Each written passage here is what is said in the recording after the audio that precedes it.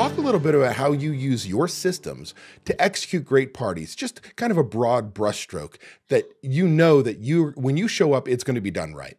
Well, the first thing was we finally made a checklist for just the things you take to an event. And you think, well, that's simple. No, it's not. It took 4 years to finally figure out, oh, I need a checklist. So now we have event boxes. Okay, one is for small events. You only need one box. Anything over 60 people, you need 5 boxes. What does it have in it? Salt, pepper, garlic, tea towel, strainer, lighter, gloves, whatever, so that if you're somewhere on the like I always like to use the example of the 37th floor of an office building, you don't have time to go run down and get the lighter. Okay, so we have these checklists, and one of the people that used to be in the group that we were all in used to tell me she's even got her, the plastic garbage bags priced and in that box. Well, yeah, I do, because it costs money. So even though we have those checklists for those event boxes, guess who's paying for it?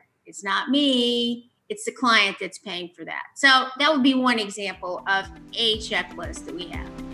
If you want to learn more restaurant solutions like these and how to get your managers to do the work, sign up for my free 4-part video learning series where I go into all this in more depth.